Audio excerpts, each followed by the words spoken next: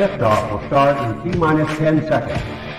10, 9, 8, 7, 6, 5, 4, 3, 2, 1. We have ignition. It's time! 17 seconds from Game 7 or from championship number 6. Jordan open. Chicago with the lead. Piper got a piece of it. It comes off. The Chicago Bulls have won their 6th NBA championship. Tying run at second, 2 out. Palmero over the head of Jenks. Uribe charges, throws, out! And the White Sox have won the World Series.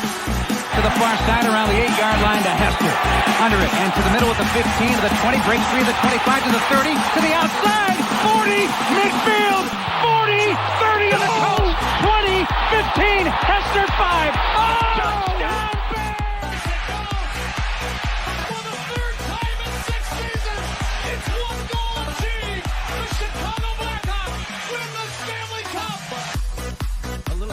Slowly toward Bryant. He will glove it toward Rizzo.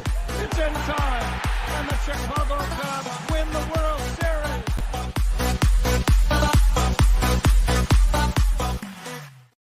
What up, what up, what up? Welcome to Shawn and Maya in the morning on this Hump Day edition. I'm your boy, the SuperBack, Shawn Sierra. Thanks for tuning in. If you're watching us on Facebook Live, well, then I guess you found us on Facebook. And if you're not following us on Facebook, what? Come on, man. Go to Facebook, type in Sports Zone Chicago, click the like button, and now you're following Sports Zone Chicago. Simple. But wait, there's more. Go to the show's page. Go to Shawn and Maya in the morning. Go to our Facebook page as well. Like that page as well. So not only will you be liking Sports Zone Chicago, but you'll be liking Shawn and Maya as well. If you're watching us on our YouTube channel, excellent. And if you're not subscribed to our YouTube channel, for real, come on, man. Listen, go to YouTube, type in Sports Zone Chicago, click the subscribe button. But also click the notification button. That's the bell that's right next to it. That's the little bell next to it. And that'll let you know anytime a show from Sports Zone Chicago is going live. Get it? Got it? Good. Now, if you're watching this on our mobile app, and don't even tell me, how do you not know that we don't have a mobile app? Shut the front door. We have our own mobile app. All right, so you can take us with you on the go. Okay? So wherever you get your apps from, and it doesn't matter whether it's iTunes, Google Play, Amazon, Walmart, Kmart, 7-Eleven, Zayre, Zemsky, Macy, Montgomery Wards, Venture, Woolworth, wherever you get them from, it doesn't matter. You go there, you type in Sports Zone Chicago, you download it, you take us with you on the go. So not only do you get Shawn and Maya in the morning 3 days a week, not only do you get our other live shows throughout the week, not only are they archived there like they are on Facebook and YouTube, but I'll tell you what, we give you a slew, and I mean a slew of articles, thanks to my man Clarence, Counsel the Third. Big up to Clarence for keeping you abreast of all articles Chicago sports related.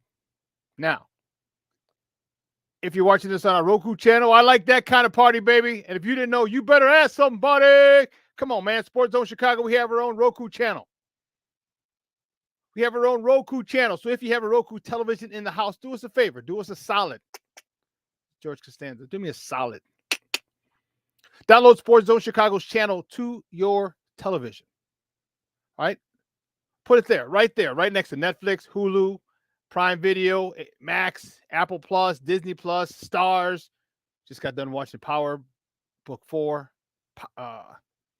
Force with Tommy.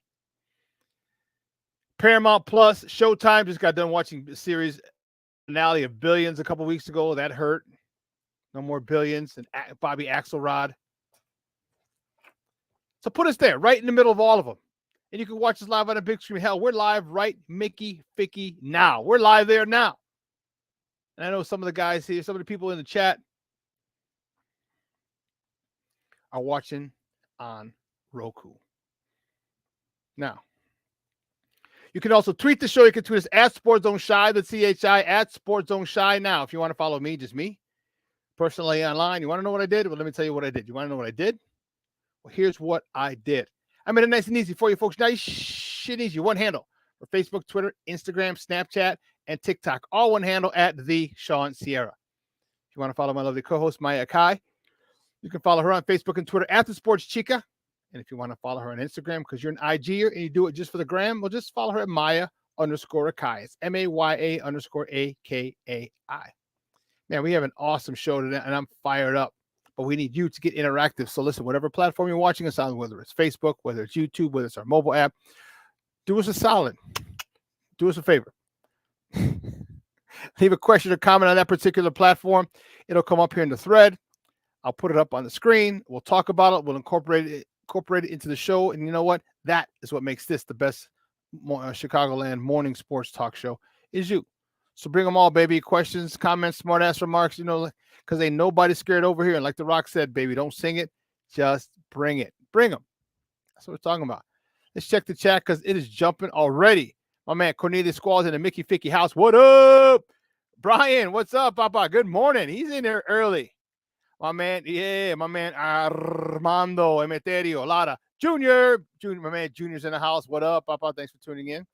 I appreciate it. Sean Walls in the Mickey Ficky house. That's what's up. What up? I love it. I love it. I love it. Listen, I don't know a lot about a lot, but I do know this. More of the usual suspects will chime in as the show goes on. That I can guarantee you. That I know. That I can tell you. We got a great show. We got some Cubs to talk.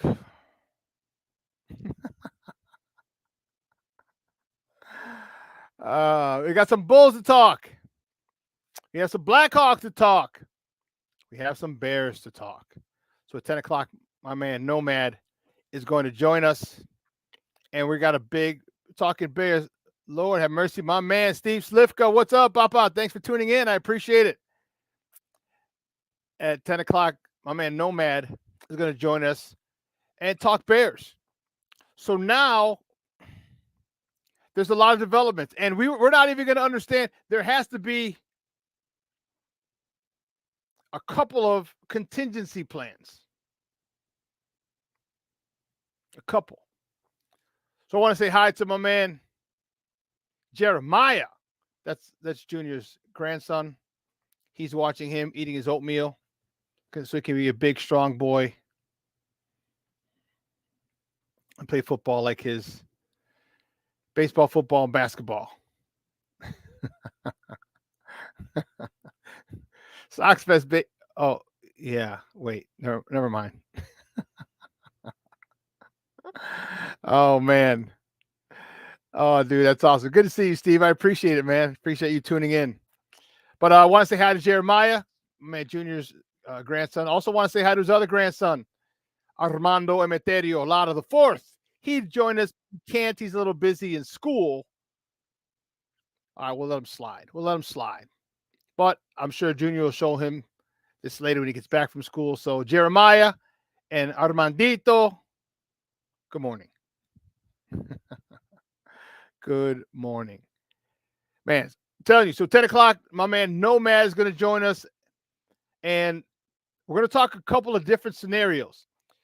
Is there a scenario where you see Matt Eberflus staying on as head coach? Is there a scenario that you see Luke Getsy being fired? Is there a scenario where or do you see it doesn't matter what happens, Luke Getsy's gone? And or Matt Eberflus is gone? Does what's happening up in Ann Arbor have anything to do with it? Because if Jim Harbaugh is available, if he decides to step away and he's got no real ties left to Michigan, there's a scandal going on, the sign stealing scandal. His boy, J.J. McCarthy, he's been hounding and stalking since 6th grade, is going to be entering the NFL draft. So he's leaving Michigan. There's really nothing left for him to stay in Michigan. Is it a done deal if he's a free agent that he comes to the Bears? I don't know. Can he bring some friends with him? Can he bring a a Ron Rivera with him? Could he bring a Leslie Frazier with him? Because you know my position. If there's ever a way to get Harbaugh, now's the time. My dream scenario, you get Harbaugh, Eberflus, and is gone with his whole staff. You get Harbaugh, and he gets Ron Rivera. And if Ron Rivera doesn't want to dance again with the Chicago Bears, I understand he was let go in a very unceremonious way.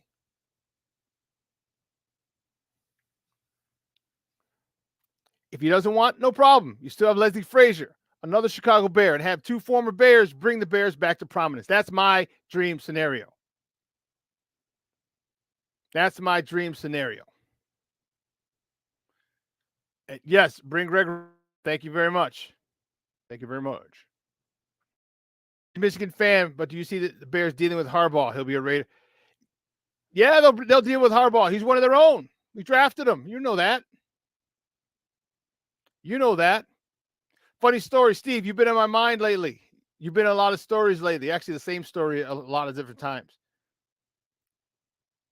So I was telling how small of a world it is. And we got to talking about wrestling with some friends of mine, and they were talking about, do you still watch? I'm like, no, not really, not anymore. I'm like, but I was hardcore into it as a kid growing up. We used to go to the International Amphitheater over like 45th and Halstead, 41st and Halstead, somewhere in there. All right. Every month we'd go. Every month it'd be like 8 of us. You know, Mexican fans, we traveled in packs. Like 8 of us. Okay. And I said, and then I said it was just WWA in this area.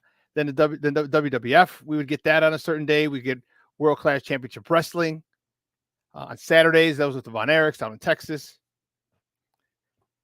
And then I said I was actually at the first WrestleMania at the Colony Theater. I said, and small world, a guy that I would end up playing football with later on in life was also there as well. Because we talked about that, Steve, about us both being at the Colony Theater for WrestleMania 1 when it was on close. It was just a great story. Great story.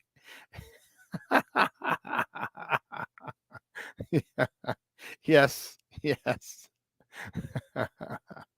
Man, old school. Brandon Schutz in the Mickey Ficky house. Good morning, baby. Thanks for tuning in.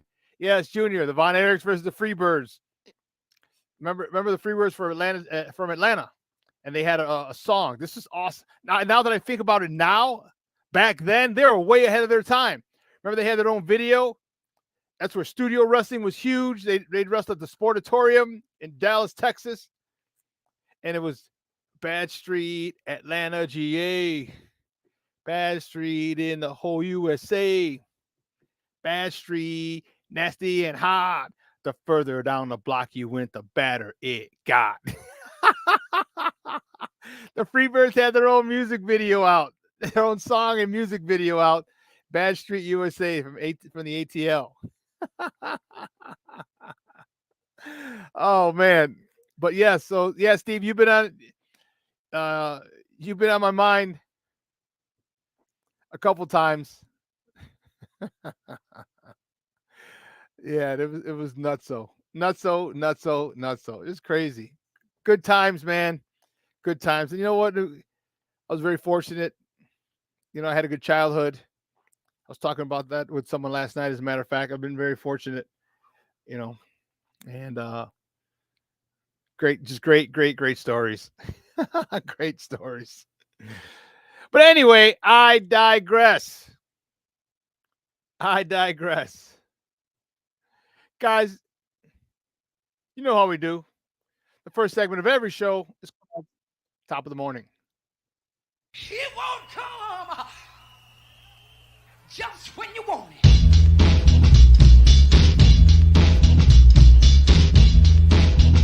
Top of the morning to you.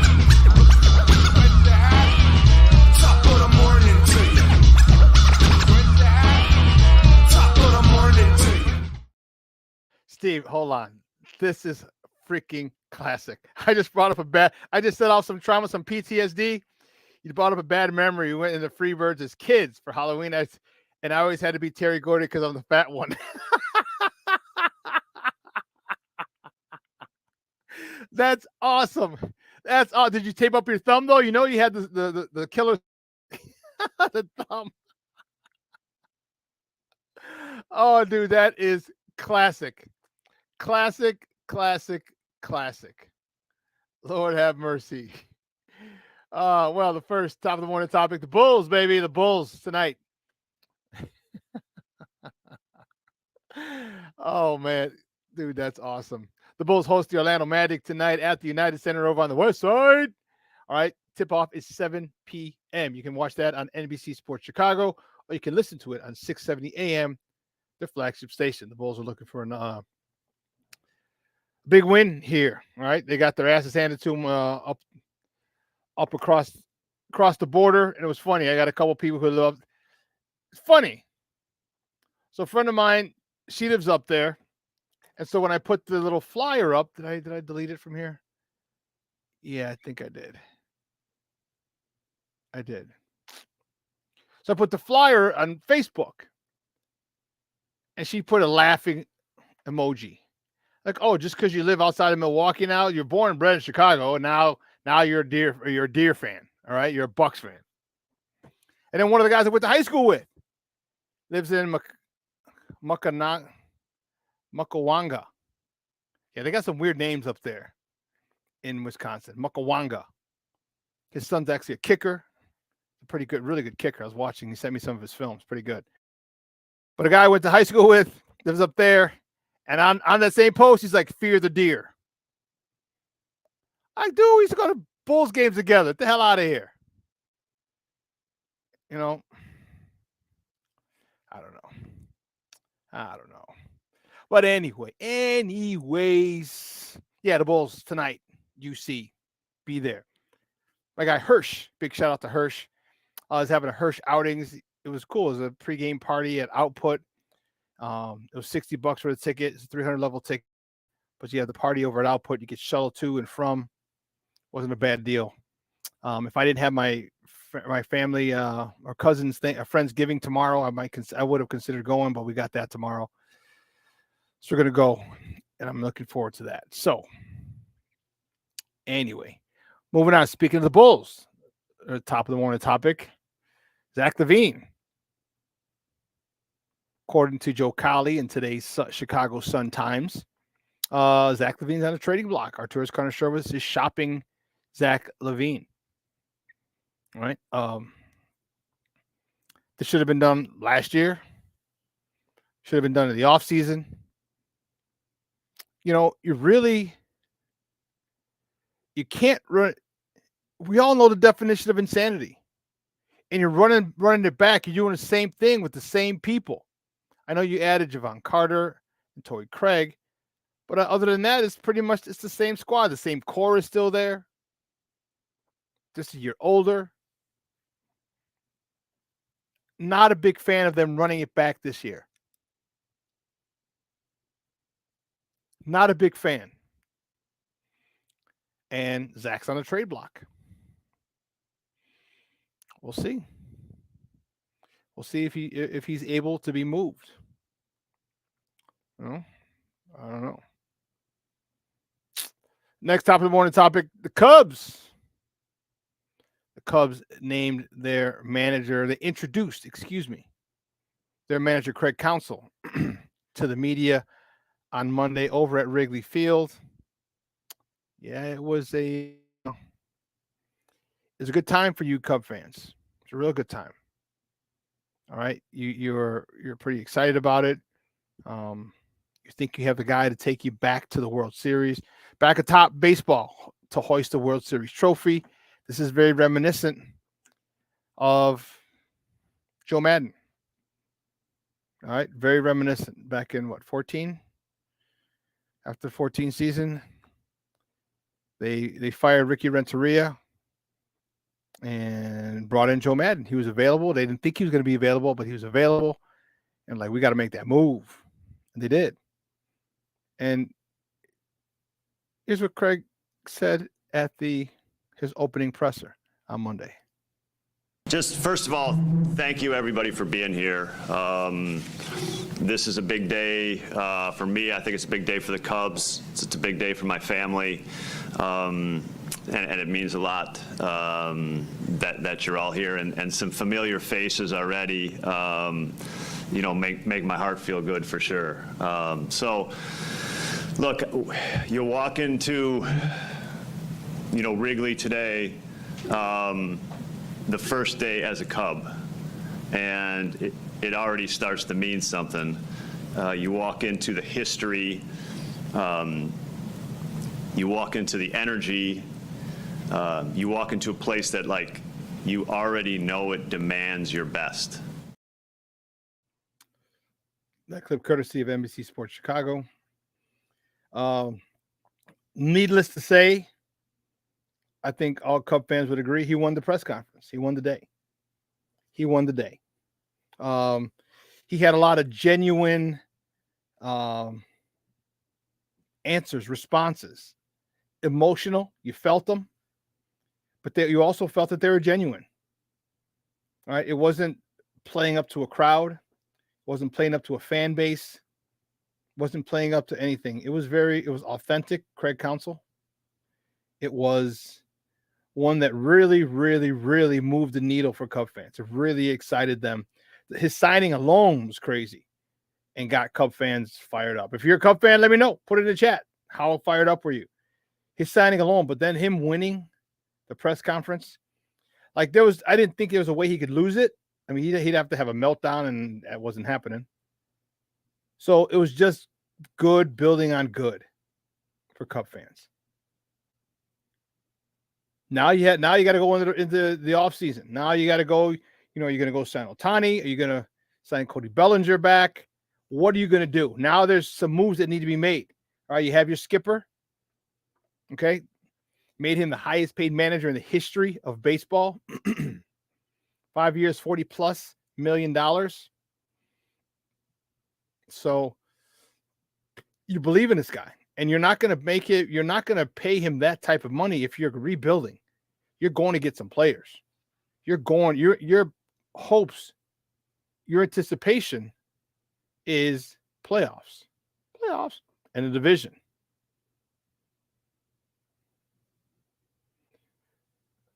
And Brandon, NBC Sports Chicago tonight.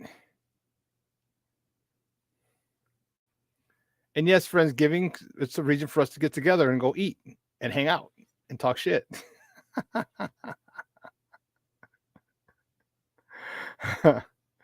Cornelius, after going 1 for 11 to start the game against Milwaukee, I would have traded him at halftime. Oh, man. Yeah, Cornelius, his press conference was impressive. All right, give him that. So now he's got to go. Now the front office has got to go to work. They went and got their guy. Now they got to go get some players for him. Get him some, dude. If you can go get re-sign a Bellinger and go get a Soto. Ooh. All right, you're gonna need some pitching as well. Yeah. It's going to be, Cub fans, it's going to be interesting. That's all I have to say. Well, the next top of the morning topic, the Blackhawks. Yeah, baby, the Blackhawks. Oh, I missed it. I forgot to put up the picture of Cody Bellinger when I was talking about Cody Bellinger. So I'm putting it up now, damn it. But the Blackhawks. They host the Tampa Bay Lightning tomorrow at the United Center. Puck drop is 7 o'clock. That game is on ESPN Plus and Hulu. So if you have Hulu, they have live sports. You can check it out. Or you can listen to it on their flagship, 7:20 a.m. And let me tell you something. If you don't have Blackhawk tickets now, you better get them now. You better get them immediately. Tomorrow's price is not today's price. Just like today's price wasn't yesterday's price when dealing with Connor Bedard. This kid is amazing. This kid is freaking. Here, look at this goal from the other day. They lost this game, but he had 2 goals. And look at this, a no-look goal. Unbelievable by Connor Bedard. Not even looking. He makes the goaltender, Bobrovsky, think that he's going to pass it and just puts it in. Beauty by Connor Bedard in the final minute of this period. That's 6 goals in 6 straight games for the rookie. Love the celebration at the Panthers fans too. This kid is amazing. This kid is amazing. Go get you some Blackhawk tickets. Remember, I went first game, his first home preseason game. I was there. Jason and I went. Jason Palmer from What's Up Cuz. He bought the ticket, sent it over to me. I'm like, I'll meet you there. We met up at the game. Whew. That kid. Wow. He's special. And I've told you before, I love watching people who are great at what they do. I love watching them. And it doesn't matter. Baseball, football, basketball, hockey, soccer, track, highlight, poker. I told you about my Yo-Yo Ma story. So even in that, the greatest cellist in the world, I won tickets to see him or to the Chicago Symphony Orchestra. He was playing. Instead of giving the tickets away or not using them, I went to go see him because he's the greatest cellist in the world. Something about watching greatness, the best of the best in their discipline, in their field, watching them go to work, it's a beautiful thing. This kid is unbelievably special. You definitely need to get some tickets to go see that young man play. Next up, the topic, the Bears. Yay. The Bears travel to Motown.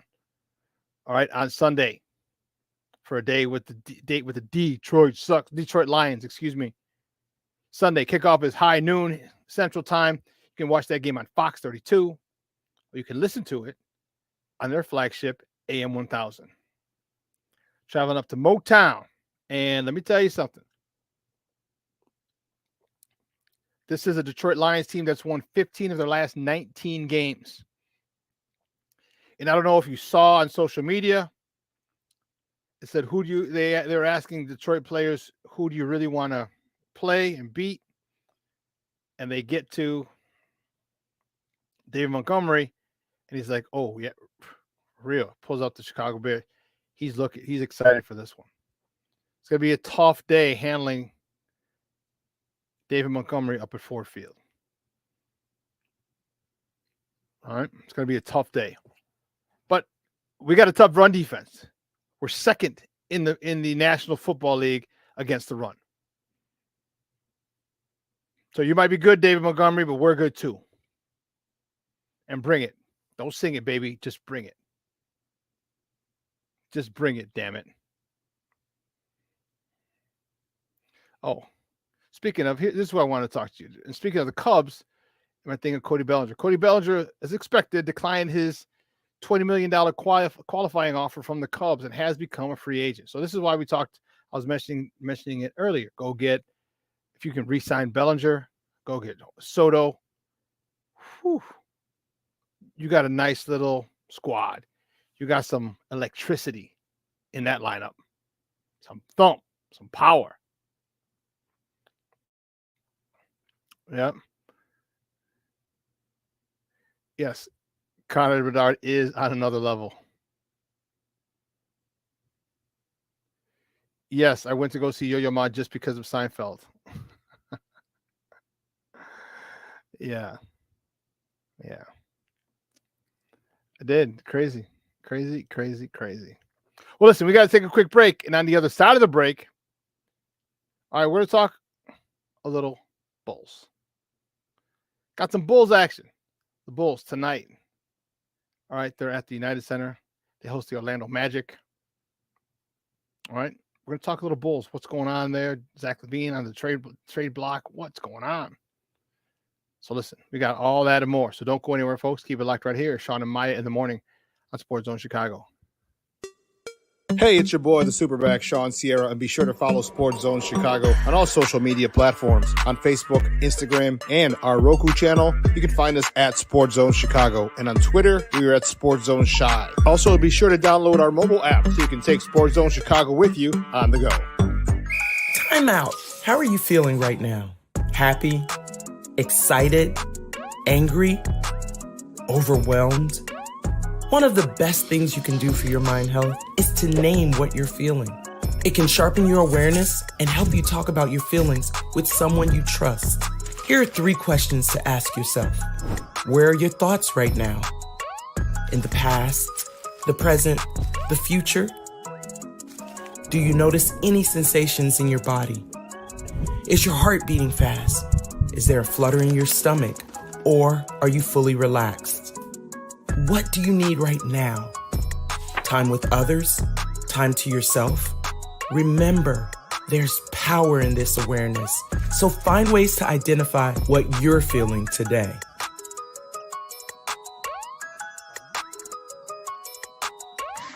Hi, guys. Hey. Hi, Megan. Hey, Jessica. Megan, you're a tramp. Ryan Fitch told me you guys made out. Everybody knows. He said your breath smells like garbage. And he almost puked. He says you're the most desperate girl he knows, besides your mom. How many boyfriends does she have anyway? Lots? Your makeup makes you look like a clown. That zit is huge, zit face. Ugly.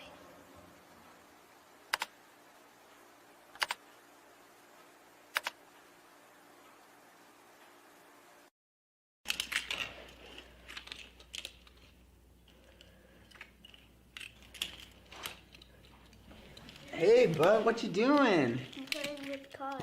Cars? Can you show me what a car does? Whoa, whoa, whoa, whoa, whoa. Hold on a second. First of all, this is a school zone. So you need to put down your cell phone, stop texting, and let's get to driving. Now you're coming up to a stop sign, right? You need to slow down and stop before you hit that Y line. I want you to look left, right, left. You don't want to get hit by a car going on your left, and to your right to make sure you don't get sideswiped by a guy coming from your right. You're coming, and you see a crosswalk. You better slow your horses down, because the #1 rule of driving is always yield to pedestrians. Now stop, pull over, and you are done driving. Gosh, what do they teach you kids in school nowadays?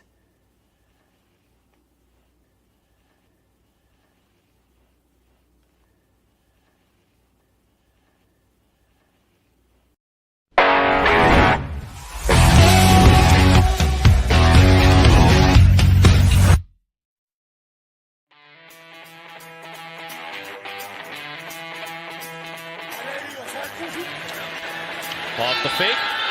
Fields against the grain. Finds Jesse James. Field. With time. Delivers down the field. And Tom Murray. Still running. Big one-way to Fields stumbling. Trying to cut it back. Justin Fields making magic happen. There goes Fields. Touchdown.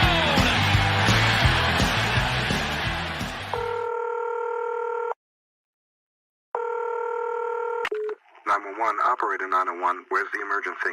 127 Brynmere. Okay, what's going on there? I'd like to order a pizza for delivery. Ma'am, you've reached 911. This is an emergency line. Large with half pepperoni, half mushrooms. You know you've called 911. This is an emergency Do you line. know how long it'll be? Okay, ma'am, is everything okay over there? Do you have an emergency or not? Yes. And you're unable to talk because... Right. Okay, is there someone in the room with you? Just say yes or no. Yes. Okay, it looks like I have an officer about a mile from your location. Are there any weapons in your house? No. Can you stay on the phone with me? No. See you soon. Thank you.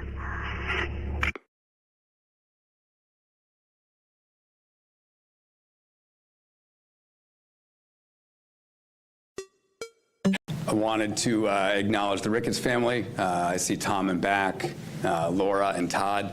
As always, thank you so much for your support in everything that we do. I want to thank Craig's agent, Barry Meister. I know they've been together for, I think, over 30 years. He was incredibly helpful during this process, so thank you very much. I want to acknowledge the council family, Michelle, daughters, Finley and Rowan, his sons, Brady and Jack couldn't be here today, but I want to welcome you guys all to the Cubs community. I couldn't be more excited to have you guys, so thank you. Welcome back. That was Jed Hoyer, GM of the Cubs. And those clips courtesy you saw of NBC Sports Chicago. How fired up are you Cub fans? I know we're going to talk Bulls, but how fired up are you Cub fans right now? That's the main question. How fired up are you?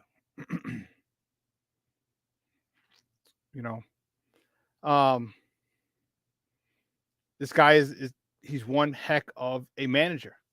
And now, mind you, he has no World Series experience. He doesn't have a ring. He hasn't even gotten there yet. And yet the Cubs still made him the highest paid manager in the history of Major League Baseball. 5 years, $8 million per. It's a lot of money. It's a lot of money. For a guy who hasn't won it yet? Okay. But then again, Joe Madden didn't win it either. Joe Madden hadn't won it when the Cubs got him. This is eerily reminiscent. Eerily reminiscent of that situation. So, Cub fans, you should be excited right about now. You should be. You should be very excited, and you should be anxious to see what's happening as free agency goes on. Okay, Cody Bellinger. Right before the break, you heard me say Cody Bellinger declined his $20 million option. Okay, to become a free agent. After the year he had, him and his representation, Scott Boras, are going to go to the highest bidder. See, and here's the scary part for Cub fans, for you guys. He don't have to come to the Cubs. Now he can literally just go follow the money. He can go follow the money. Oh, shoot. That's what I forgot to do.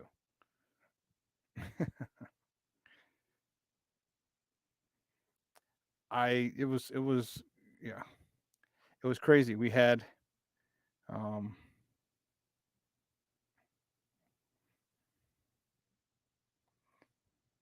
so made a mistake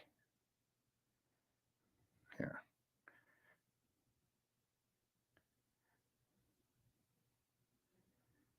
Oh, crazy.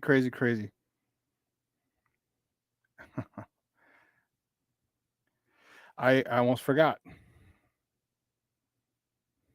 forgot something. Is how it was, yeah. My guy, we did have a Cubs guy come on. I'm going to see if he's still able to come on. But how excited are you? Who do you want as free agency? What pitchers are you looking for? What direction do you want this team to go? How soon do you expect them in the playoffs? How soon do you expect them in the playoffs? 2024? And not only how soon do you expect them in the playoffs, how soon do you expect them to compete?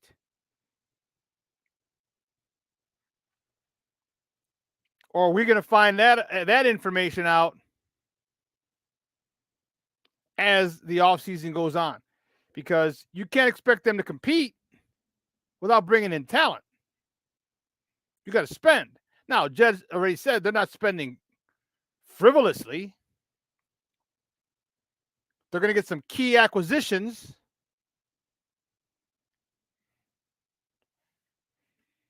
So where do you want them?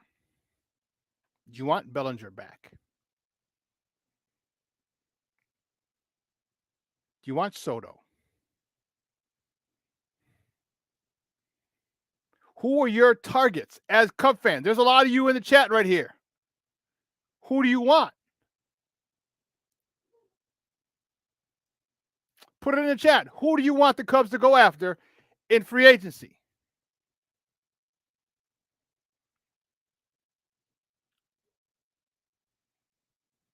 There's a lot of people out there. Do you go top of the line? Do you spend for a couple of high-priced guys and then fill it in, or do you go the economical route and get a whole bunch of good guys, solid players? Do you think the sum can be greater than the parts?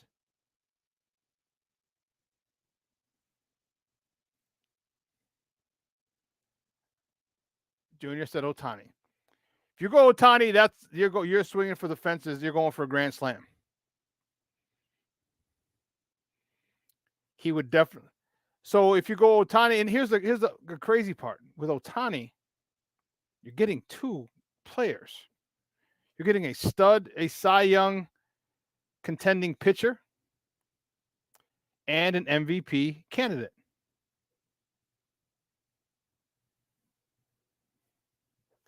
So whatever you pay him, it's going to be a lot, but you're really paying two players.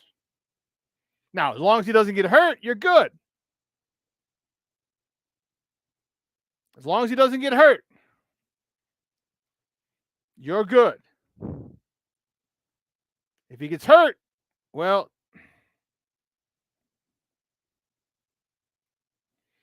now you lost two players.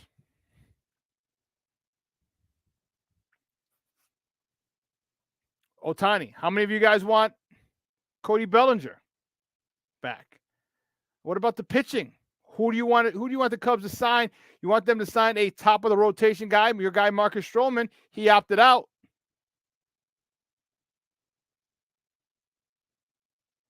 He opted out.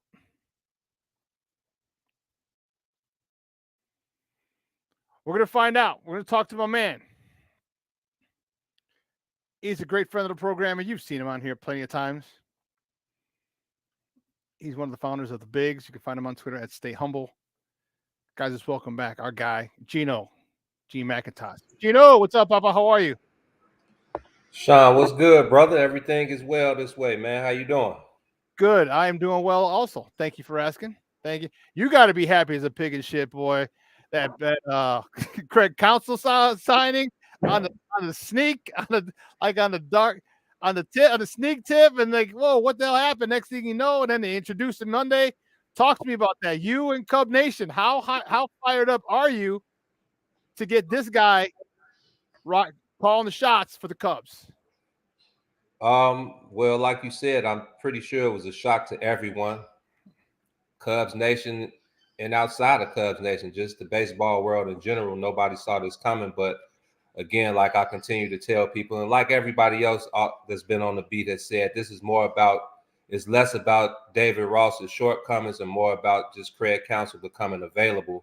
Most people thought before the rumors of him signing with the Mets, a lot of people thought he would take some time off to spend time with his kids and, have some family time. But, when it was known that, he still wanted in and he wanted to further his managerial career, and, the Mets was basically his first stop, the same guy that hired him in Milwaukee is now in New York. So everybody thought he was going there. But once, Jed Hoyer found out, that he was available,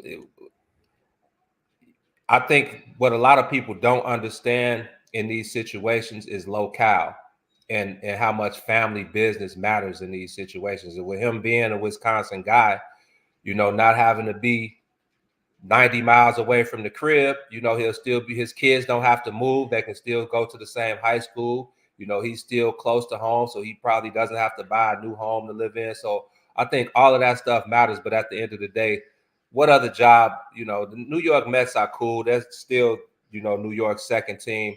But there's no other job you would probably rather have than being a manager of the Cubs. Maybe the Yankees, maybe the Dodgers.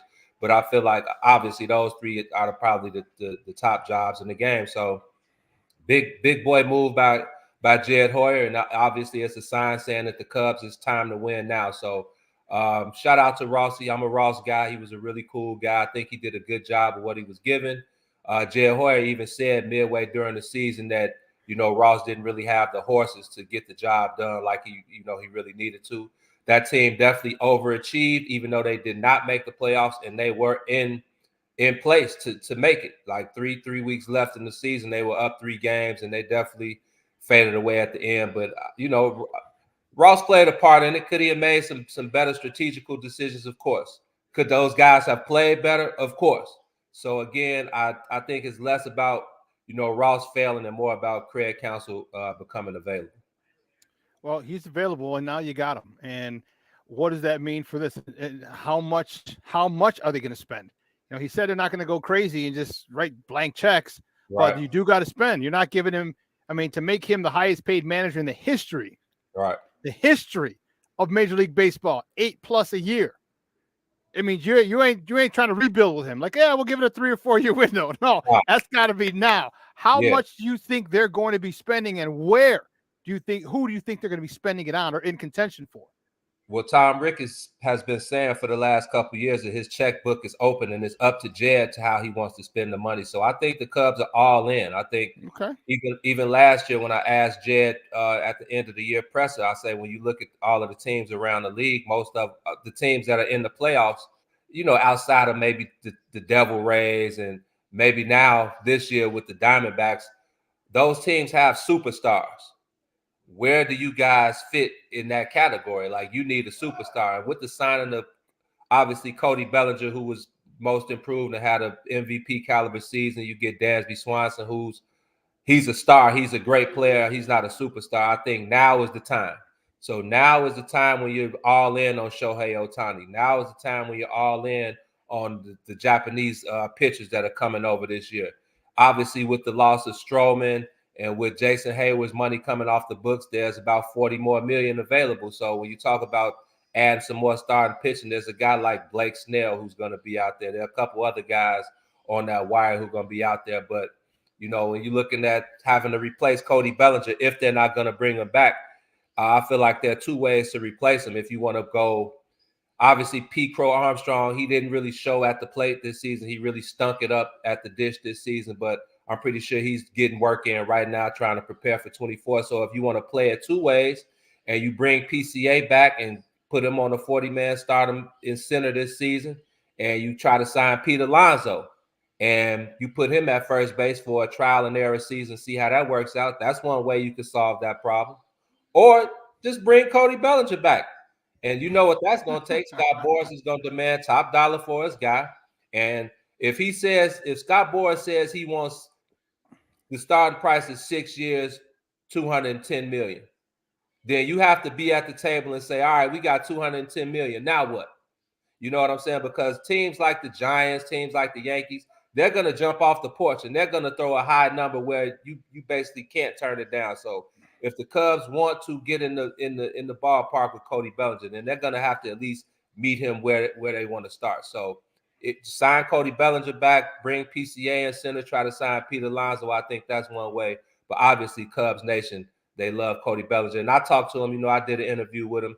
And off the record, he told me how much he loves Chicago, how much his wife loves Chicago, and how there's no summertime like Chicago, and especially playing at Wrigley, how much fun that was. So hopefully he wasn't just shooting me some shit. And, he was telling the truth, because I love to see him back. He was a good guy in the locker room and definitely brought that edge that, that the Cubs needed. I hope he doesn't come back, because then you guys got a whip. But I would do like him to come back, because I like that dude. The dude's a winner. He's a champion, and there's nothing you can't put your finger on him, but there's an aura when you're around winners. there's a different feel when winners are around. There's a different aura, different energy. This guy's a winner. He's won at every level. And then he stumbled, like we all stumbled in life. And in his profession, he had a couple of injuries, and people like, oh, okay, we'll get rid of him. Well, guess what? That sucker's back. Yeah. And hopefully Summertime Shy mesmerized him and his wife, mostly his wife. Right. Yeah, right. Mostly his wife, Yep. and to keep him there, because as much as I don't like the Cubs and their fan base, dude, that Joker, he was out of his mind. He was literally back to MVP. And imagine if he didn't miss a month. Yeah. He had 29 homers and 90 plus ribbies. Imagine if he didn't miss a month. He's 35 and a hundo. Yeah. So, I would like to see him patrolling center field and first base and DH. And the cool part about it is that he is versatile. All right. Yeah. If you do want to put PCA in center field, like, okay, cool. Give him some time to go. You play first. Okay. You want to bring someone else in? You play DH. His bat is what's most important. I mean, his Gold Glove kind of helps too, but his bat's what's most important. And you keep it in the lineup somehow, some way. And he another thing that goes unnoticed. Obviously, when the fans don't get to see it, but it's what the balance that he brings to that clubhouse. Like when you have guys like Ian Happ and Nico Horner and Dansby Swanson, who are kind of stern in their delivery and kind of stern in the way they go about their business, their everyday business. Then you got a guy like Cody Bellinger, who's basically just free. You see him laugh and you see him just loose, and I think that's the balance that you need, especially like you said from the jump, a guy who's won on all levels and who's a World Series champion and knows what it takes to get the job done. So again, I think the balance that he brought to that place kind of mellowed everything out and kept everybody kind of on that even keel. So that was another thing that I think was most important about Cody Bellinger being around. Who do you think the Cubs are going to go after? Because you got to get pitching. So what starting pitchers you think they're in on? Because like you said, Marcus Stroman opted out, so you need some pitching. You got to have, a top of the rotation guy if you're going to be a serious contender. Who you think you're looking at? Well, like I said, Blake Snell is out there, man. You know what I'm saying?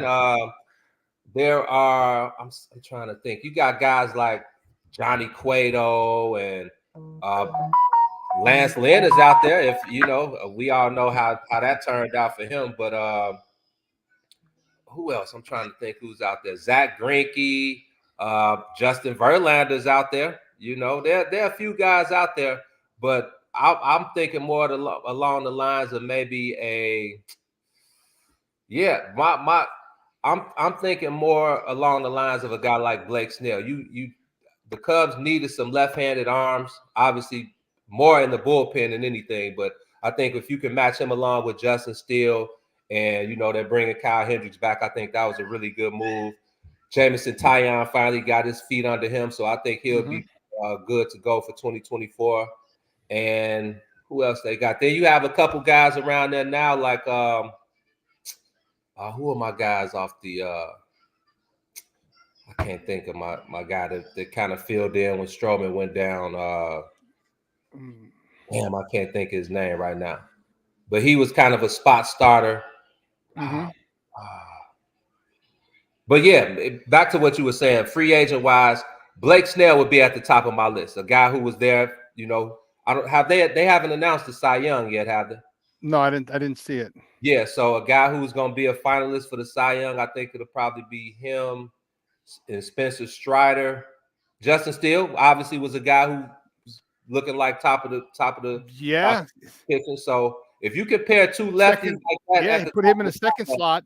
You know what I'm saying? If you compare those two guys and you throw Kyle Hendricks out there who looked damn good in his return from shoulder surgery, and Jameson Taillon, that's a top four. And like I said, one of those guys, maybe one of the guys in the farm come up, Caleb Killian or one of those type of guys, maybe they show improve in spring training and get the nod for 24. I think they'll have a really good bullpen, a really good starting rotation. But like I said, Jed is going to spend that money. I'm all in on Jed. I was kind of skeptical of Jed at first, but he's shown improved over the last year and a half for me. So I'm all in on him making the right move for this team moving forward. Yeah, it's a really fun. It's a very exciting time for Cubs Nation, and Wrigleyville is going to be rocking this year. with the higher council, and then the whatever free agents you do bring in. Give me one guy that you think that it may have or may take a big step forward. One of the guys on the roster that some people may not be expecting. Who do you think could have a breakout year or a rebound year this year for the Cubs? You know who I'm putting my money on? Miguel Amaya, behind the plate. Really? Okay. Yeah, Why is that? Man. He's a plus glove. I think the only thing that he needs to work on, and he didn't get obviously he split time with Jan Gomes behind the plate. I think Jan bringing him back was an excellent move to kind of mentor Miguel Amaya, another guy who won at the highest level, who's been around for a lot of years. And now that the Cubs know what they're doing moving forward, you want to have those pieces in place. So you've got Nico, you got Hap, you got Swanson, you got Suzuki. These are guys who are going to be around the next 3 to 4 to 5 years in the window that the Cubs want to probably win 2 to 3 World Series if possible. And I think, again, when we talk all the time, Shawn, winning baseball is won up the middle of the field.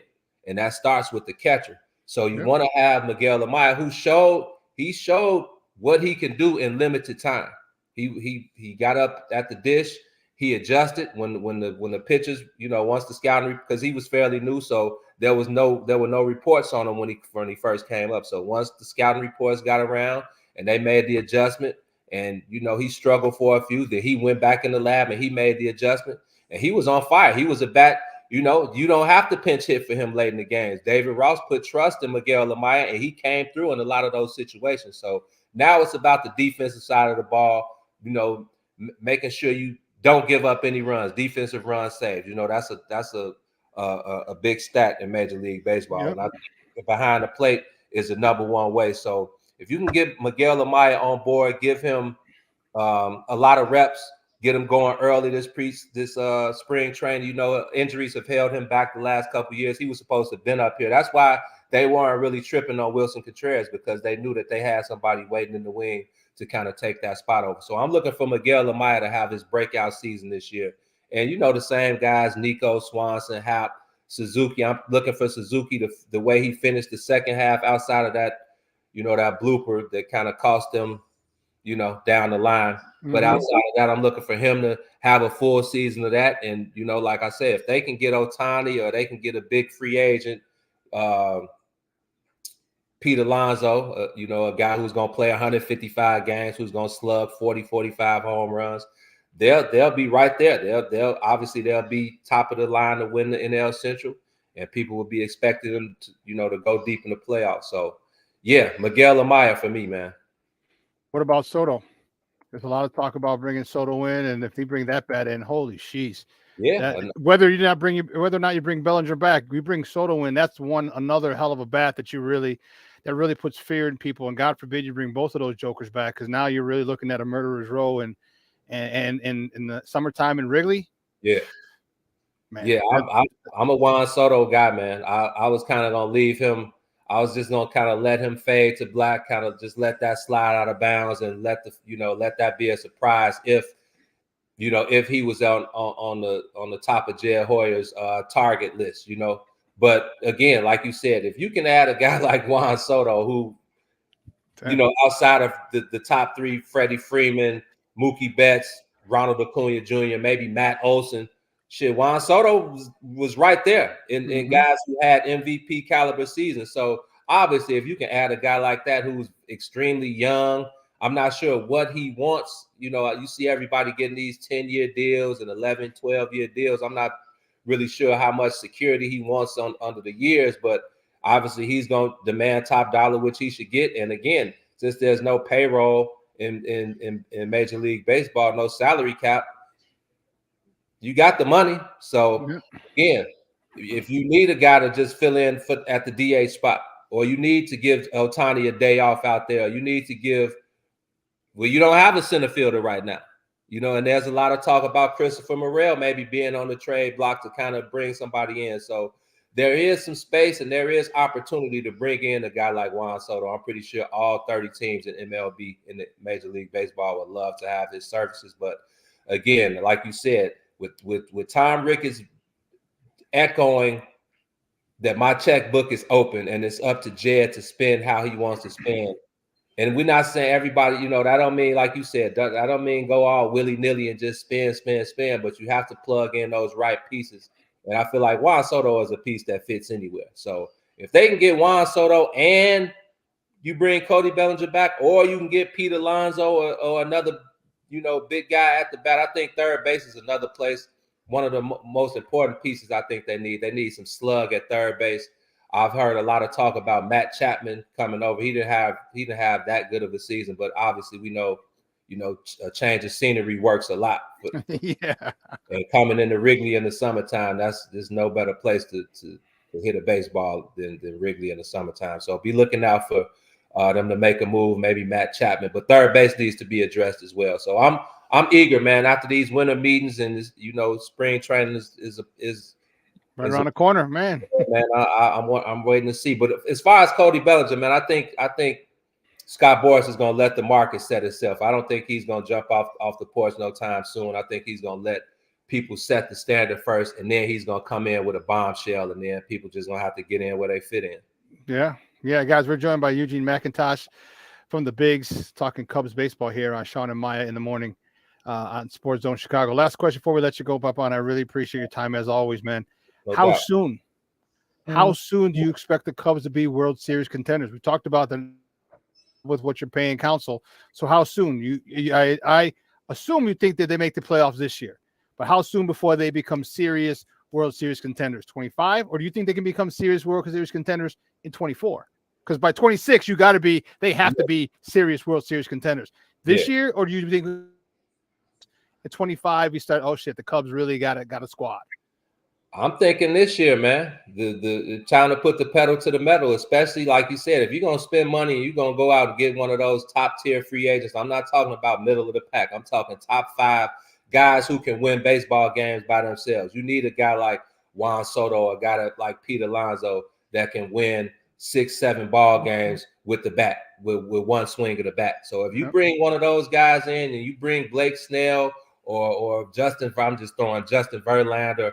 I forgot about my guy from the Dodgers. I know he has some domestic violence issues, so I'm not sure what that stands. But Julio Urias, like if you can get one of those guys who've shown that they are top of the line starting rotation guys, then this year, maybe not World Series, but like you said, deep playoff runs. You definitely got to win the NL Central. There's no doubt about that, and you definitely have to win the division and then get to the pennant. Now again, with those guys, we saw what bringing a guy like Bryce Harper could do for a lineup like the Phillies. One guy to bring it home. So definitely NL Central title, definitely getting to the pennant. I wouldn't necessarily say bringing the title home this year, but 25 definitely. Yeah, because NL's tough, man. You got the Braves, you got the Dodgers still. Yeah, it's not an easy route. It's going to be tough, but hey, they got the most important thing right now. That's money. They got their manager and they got money. They got money to spend. So, Gino, great stuff, Papa. I appreciate it as always. But before we go, let everyone know where they can find you and your work online. Man, Twitter at Stay Humble, STAYHUMBLE for all of the guys. At It's the Bigs, ITSTHEBIGS. We got Herb Howard on the Bears beat. We got Josh Hicks and Drew Stevens, as well as myself and Terrence on the Bulls beat. Obviously, me on the Cubs, Terrence on the White Sox. We got our videographers, photographers. Just Google the Bigs, man. Google the Bigs Media, or hit our website www.thebigs.us. The content is everywhere. Hit the YouTube. We got all type of videos on YouTube, and the content is going to continue to flow. So we appreciate you guys over at Sports Zone Chicago. Say what's up to my girl Maya for me. Will do. It's always all love, man. Anytime you need me, just hit me up, and I'm right here, man. I appreciate it, man. We'll talk soon. Yes, sir. Love, and I'm really jealous of you freaking Cub fans. Gotta hate you guys right now. Yeah, I'm glad you left the Sox talk out, and I'm so glad you didn't ask me a question about who? What? Yeah, that team with that one owner, those two teams with that owner, man. I'm glad you didn't ask me anything about those guys. Thank you, man. Hey, no problem. I didn't want to ruin this interview. Thank you, brother. All right, Papa. We'll be in touch soon, man. Thanks. Yeah, look. All right. Guys, that's Eugene McIntosh from the Bigs, man. Great friend of the program, and love having him on. And the thing I love about Gene, he's one of those guys that you could talk baseball, football, basketball. We could talk it all. All right, but yeah, we didn't want to talk Bulls because they suck. We didn't want to talk White Sox because they suck. So we just kept it to Chicago, which Gino was a baseball player. He played in college, and he played at a high level. So, his baseball IQ is pretty high. And that's the one thing we want here is people who know what the hell they're talking about. All right, don't just give me a writer. And they're nice. It's cool. But give me a person who follows a team, but who also has played that sport. All right, who also can give you their own personal they look at things a little different. Right. And those are the people. And Gino's one of those guys I love having because he did play college baseball, because he does look at it differently than just a beat writer would. So, and speaking of people who know the game, my next guest, man, I'm excited to bring him on. We're going to take a quick break, but on the other side of the break, my man Nomad, he played college football as well. And we're going to have some Bears talk because I'm excited. I am excited because we got a lot of stuff going on with the Bears. Okay. Head coach, offensive coordinator, quarterback, defensive coordinator who is / the head coach. I want to get my man's perspective. So don't go anywhere, folks. On the other side of the break, my man Nomad coming up. So keep it locked right here. Shawn and Maya in the morning on Sports Zone Chicago.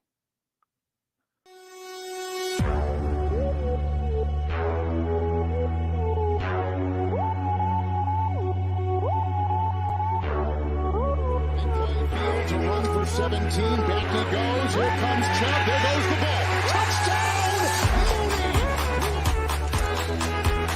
Jones will walk at the right tackle, time for Fields, now he'll accelerate to get the first down, great tackles, and he's off to the races, we got a terrific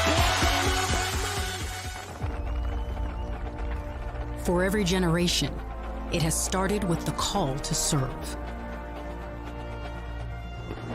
Discovering the purpose and the belonging earned with the title.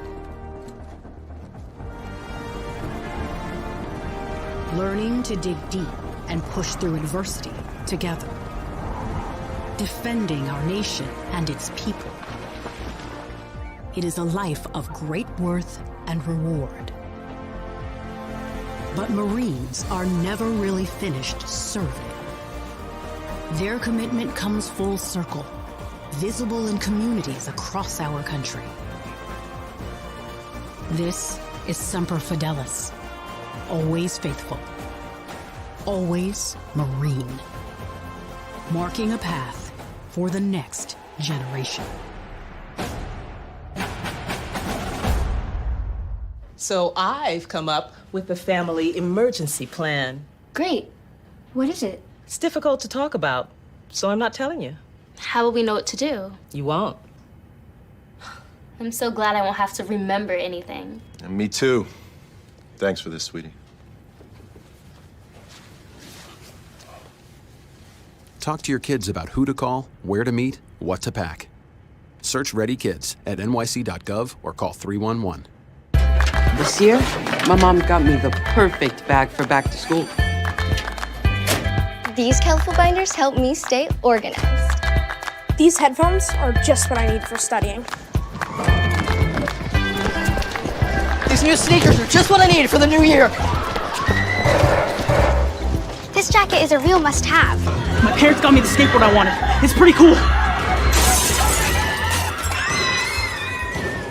These scissors really come in handy in art class. These colored pencils, too.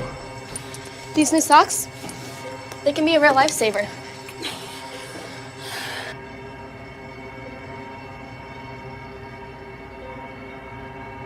I finally got my own phone to stay in touch with my mom.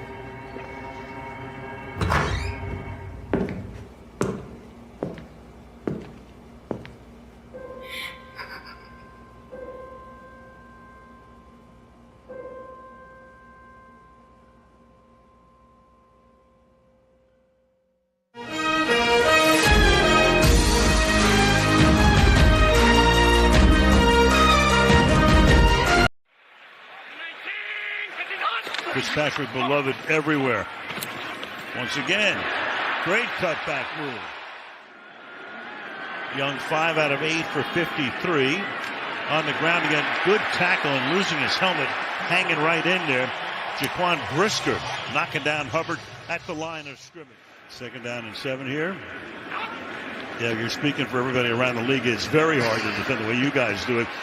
Meanwhile, rolling and then throwing on the run, and the catch is made. They'll be about 4 yards shy of the first down. That's Cole Kmet. And Kmet turning it from 4 yards into a first down. Instincts. No problem here. Little toss here. You got it, right? You'll be in the booth next year if you want to be at the year. Yeah, you got it. First down. Welcome back to Shawn and Maya in the morning on Sports Zone Chicago. Those clips courtesy of Prime Video. Those are the good guys with a big win on Thursday over the Carolina Panthers. And, you know, one of the things that I talk about is positivity and realism as well. I want to deal with reality as well. When people say, well, I heard it this morning on Sports Talk Radio, and like, well, they outlasted the Panthers. Okay. Oh, such a negative vibe. All right. The bottom line is it's hard to win in the NFL. Okay. And the Bears did what they had to do with a backup quarterback. Okay. They did what they had to do. I'm happy for them. Okay. I want this team to start growing. But I can't stand the way everything is always so negative about the Bears. All right. Everybody, and maybe it's just the PTSD that our fan base has. Maybe it's just the meatheads that are part of Bears Nation, as they are in any team's following. Maybe it's a combination of both, meatheads plus I don't know. All right. But my next guest is a guy who's played football at a very high level. And he's the guy that I respect his opinion. And I like it because he played at a high level. So when you play at a high level or you've coached at a high level, I'm going to take your opinion a little more seriously than Jamokes who just write about it. Okay. My next guest, you can find him on Twitter at Nomad Networking. He's the founder of Nomad Network. Guys, just welcome back to Shawn and Maya, my guy, Nomad. Nomad, what's up, Papa? How are you? Good morning, Shawn. Good morning, chat. How are you guys this morning? You can tell, you guys, I want you guys to know something. I must really like Shawn Sierra because I am not a morning person. Anybody that knows me well will tell you, leave that damn fool alone until he's got 2 cups of coffee in him at a minimum, because he will pop someone. Period. But yeah, good morning, guys, man. Thank you for having me on, Shawn. Well, good news. QB1, JF1 is according to Ian Rappaport. So whatever he says is law. And we knew it, but according to Ian Rappaport this morning in the NFL Network, Justin Fields is playing. How relaxed are you? Did you exhale? You're like, all right, whew, I kind of knew it, but now that it's official, Ian Rappaport said it. Now we can get ready. Now we can move on. How excited were you to hear that Justin Fields is starting Sunday in Detroit? Shawn, I almost hate that you brought me in the way you brought me in, but I appreciate it because I am kind of the energy that tries to remain optimistic. This is just the way my mind works, and I'm always looking for reasons to be optimistic. However, in this situation, and I said this pretty openly on Twitter and on our shows, I'm not comfortable with Luke Getsy and Matt Eberflus at the helm with Justin Fields because I don't know what their intentions are with him. If you listen to Luke Getsy or Matt Eberflus at any press conference, they're pretty you could tell the tone is different when they talk about Tyson Bagent versus Justin Fields at this point. And I'm not sure what they have in mind as far as a game plan for him. I know this for sure. Getsy isn't adept at this point enough to be operating with a piece that is so valuable to us. I'm just not. I tell you this, Shawn. He could change my mind on Sunday and come out with a nicely drawn up game plan. He could sequence this game well to Justin's strengths and absolutely change my mind.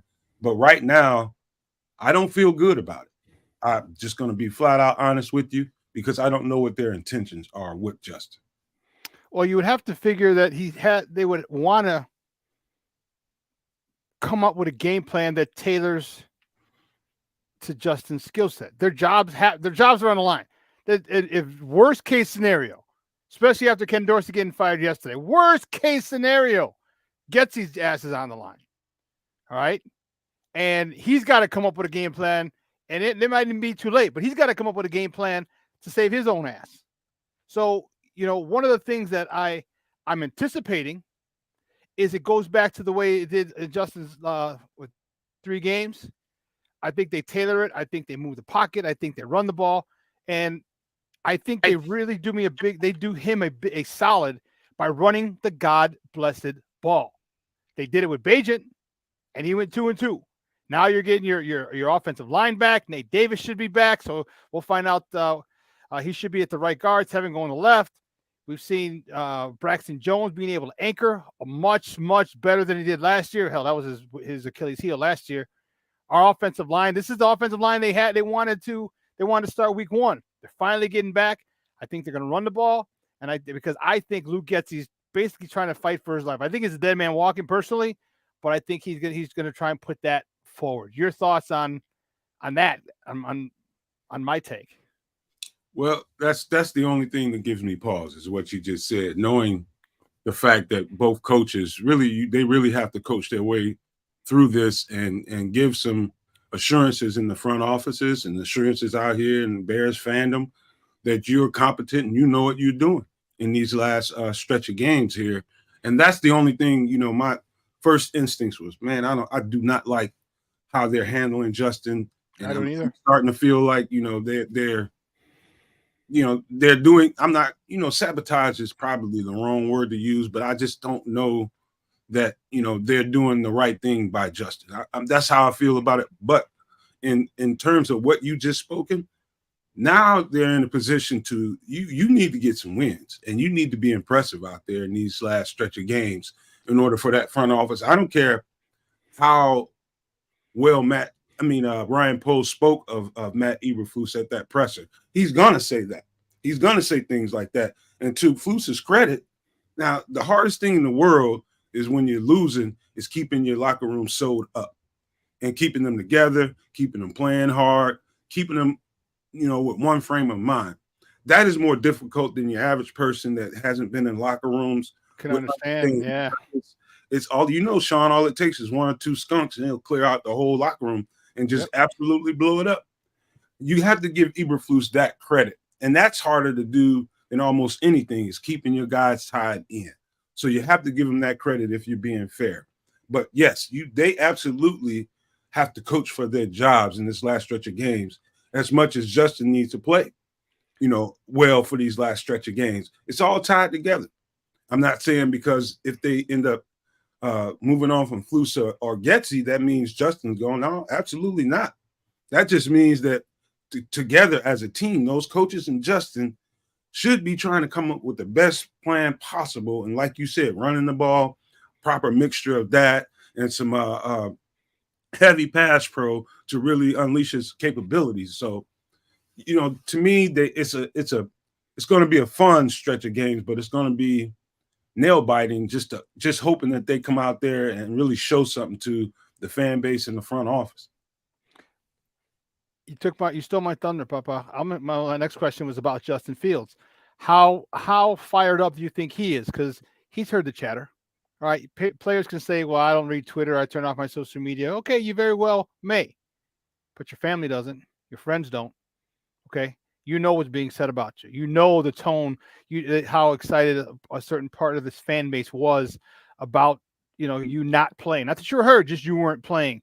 And all of a sudden, I was like, okay, well, we need him back, but we need him back. We need him back so we can get the number 1 pick, and hopefully, no. How fired up do you think Justin is to really come out and show? Because I believe I speak for you as well. You think Justin is the dude. I think Justin is the dude. He just needs to be coached better, period. How do you think Justin's competitive juices will benefit him on Sunday? I'm gonna layer this answer for you because the competitor being a competitive person myself, you can't, man, you anything I do is pretty much a competition. And I know how people like that are wired. You know how people like that are wired. They try to win everything. Mm-hmm. And of course he hears all this stuff. If he's not reading it himself directly, he's heard about it. All these podcasters, all these radio personalities, and reporters. Some of these reporters are virtue signaling when they saw Tyson Bagent get in the game and have a decent game or two. They're virtue signaling. They basically paraded Justin Fields out of town. And what upsets me about that, Shawn, is sometimes it's the fans, the very fans that are some of the fans that are watching this and listening to this now, just fans all over the place, is we give too much power to a reporter, to a podcaster, to a radio personality. They don't know any more than you do. Just because they're in close proximity to Hallis Hall doesn't mean you should give these people power. And now, but when saying that, I do understand, Shawn, that reporters do have a certain kind of power. They run good coaches out of town. They run good players out of town. They've done that. They do have a certain amount of power, but don't play into it and give them more power because you see them virtue signaling, saying that, if someone like Cap might say, they're making a grave mistake if they don't get this generational quarterback in this draft. Crap. That's crap. We have a generational quarterback. You know how hard it is to find a guy like that with his skill set and his toughness, tenacity, just the competitor in him? That is difficult to find. He was given a crap sandwich when he walked in his door with Matt Nagy. For the first 2 seasons. Another crap sandwich in year 2. Got a brand new coordinator and got a team stripped down from under him. And he broke some records that year, or a record at least. Third year in a system with a quarterback coach that is pretty clearly trying to turn him into Aaron Rodgers. You total it all, put it all together. And I've said this openly on Twitter too. As a front office, somebody's got to be smart enough and wise enough to know that we haven't done quite right by this young man. Not quite right at all.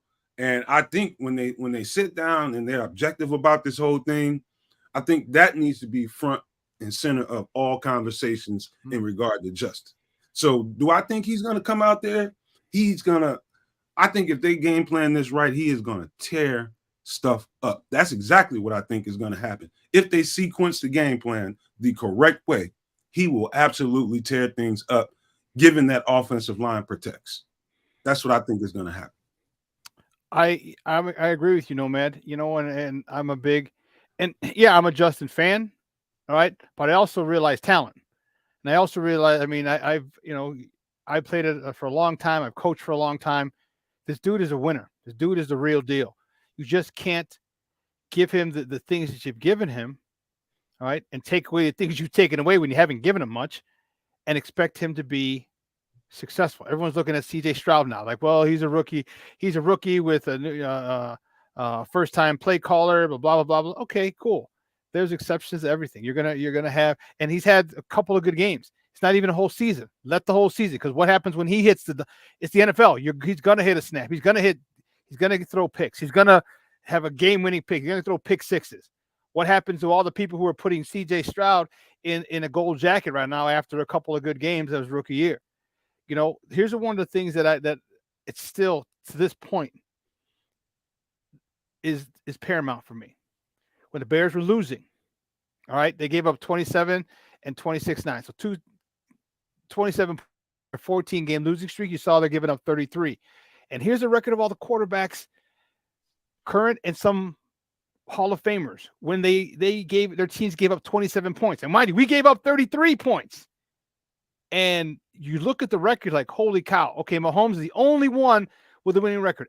Josh Allen, Joe Burrow, Lawrence, Aaron Rodgers, 17 and 45, Jared Goff, Carr, Tua, Cousins. You go down, Lamar Jackson, Wilson, Herbert. You look down, Tom Brady, 23 and 42, Joe Montana, 9 and 23, Peyton Manning, 19 and 55. You can't ask quarterbacks to win shootouts. This thing, Dan Marino and Air Coryell. All right. And here's another thing. Remember there was last year, he had a stretch of 5 games where they averaged 30 points 5 consecutive weeks, they averaged 30 points a game. Their record, 1-4. That means they're being outscored. You just can't do that. And I think that you've seen from Justin what he is. Because my thought is this: what if they're already in on Justin? Because we don't know. Reporters don't. Nobody knows. What if they're already in on Justin and just trying to drive up the price? I think they're in on Justin. I think they're in on Justin. Part of it is Kevin Warren. He's already been, he's familiar with Justin being from the Big Ten. My question to you is this: does Harbaugh come here? He's the guy that there's a lot going on in Michigan. He doesn't have any ties really left in Michigan. His guy, J.J. McCarthy's entering the NFL draft. So what's your thoughts on him, on the Bears getting him? Don't worry about the scandal. He's just a Chicago Bear. They'll bring him home. But what do you think? What are your thoughts on them bringing Jim Harbaugh here? Because this is a guy who, one, was a Chicago Bear. He was drafted by, all right, when he came out of Michigan. This is a guy who went to a Super Bowl with a quarterback with Justin Fields' skill set. Now, Justin Fields has a much better skill set than Colin Kaepernick, but they are the same. They have the same skill set. Justin's just more refined, is better. Your thoughts on Harbaugh coming to coach the Bears? Okay, it's an interesting question. I do like Jim Harbaugh. He's got a winning track record wherever he's gone. You have to say that first. Second thing is, the word was, and again, this is coming from reporters. Different reporters say different things about situations like that. He came up in conversation before we grabbed Flus, and the word was, and I don't know how true it is. It came from a reporter who you would assume, kind of sourced it out a little bit, but the word was, that he wanted all power. He wanted all power, and it depends on how I feel about Harbaugh and that aspect of it. If that's true, what does that leave Ryan Post? Because I'm a believer in what he's doing right now. I'm a believer in the kind of talent that he's bringing into the building. Hit or miss with Claypool, any of that stuff. The whole thing about Velas becoming a pincushion now. But to me, that whole story with him all revolves around coaching and how you're using a kid like that. But yes, of course, Jim Harbaugh would be I think a perfect fit for who Chicago is.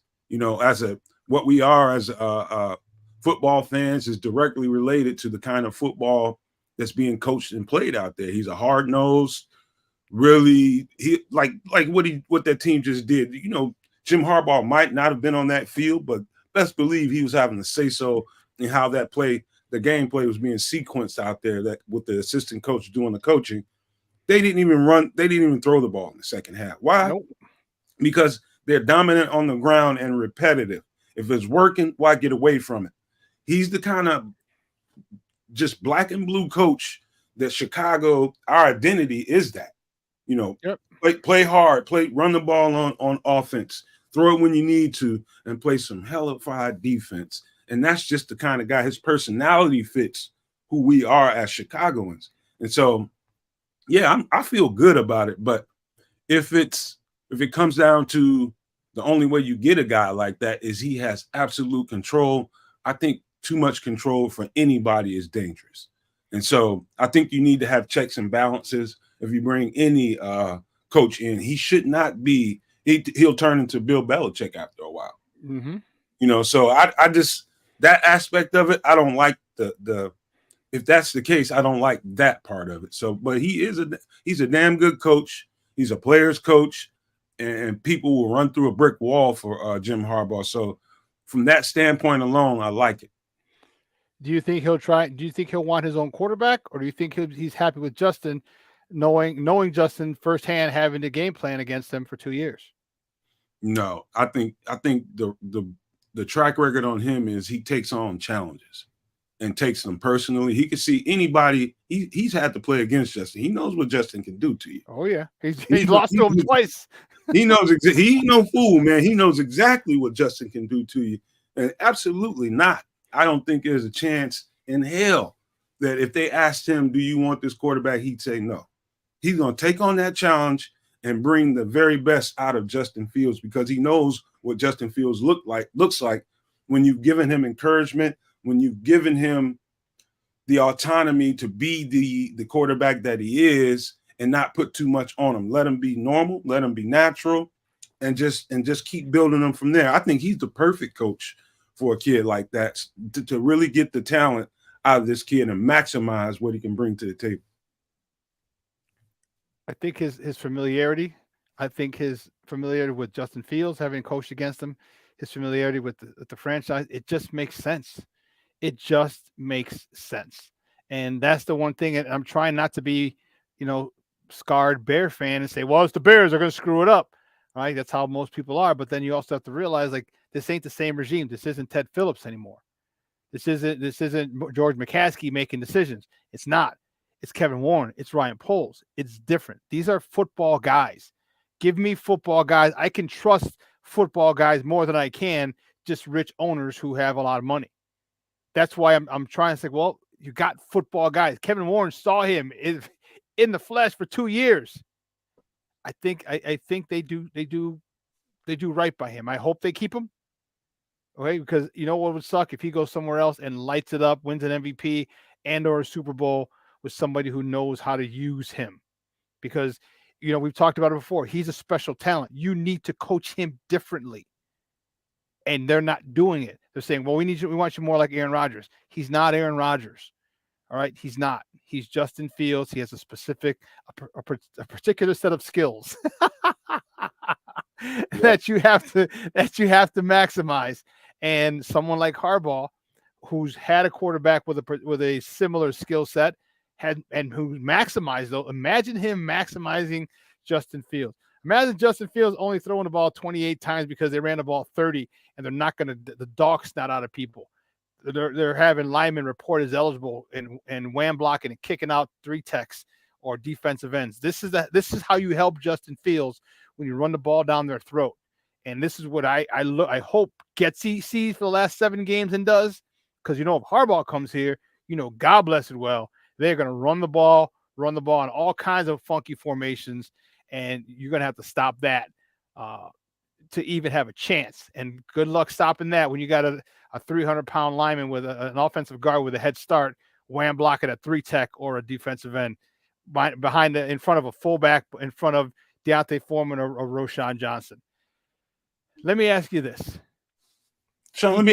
Before you ask me this next question, that I was been waiting for an opportunity to speak on that stat box you put up with the bad defenses and stuff.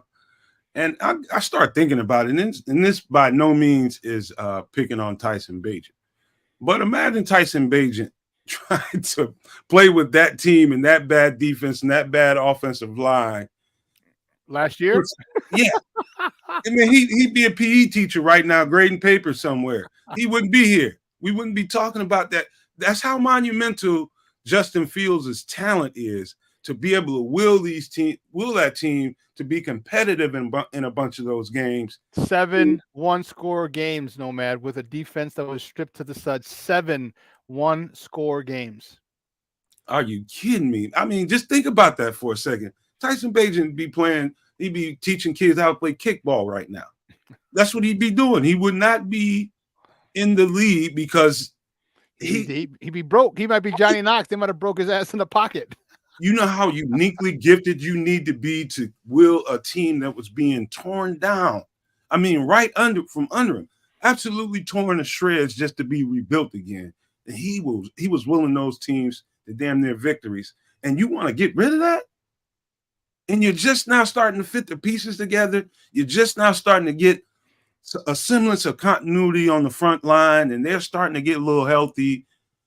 You really want to trade that or release? No, man, that's crazy talk. To me, that's just the way I see it. That's nuts to me when you pull it back and you really evaluate it in the terms of that stat you just put up, those box stats you just put up there. That's insane to me. So that your thought process there is why they're in on Justin Fields. All right. That's why I think they're in on Justin Fields. And people talk, well, he's got there was an article I read today by a good friend of the program, Eric, she's a dude from Sports Mockery. And he was saying, well, here's some of the things that Justin Fields has failed. He failed to meet some of Ryan Poles' thing, interceptions, the sacks, this and this. Dude, I think he's already in. I personally think Ryan Poles is in Fields. And it's just keeping it and just, obviously playing the role. You can't let everybody, not everyone know your hand. I personally think he is. But the defense, talk to me about this defense. What the hell happened, dude? They were 31st in overall defense against the run last year. They are number 2 this year. So you're going to have to beat them with the pass, which we just signed a stud pass rusher. The development of rookies, Javon Dexter, Zach Pickens. You just re-signed Billings because he was a force in the middle. Yannick Ngakoue seems to have found some life now that you have someone on the other side of Montez Sweat.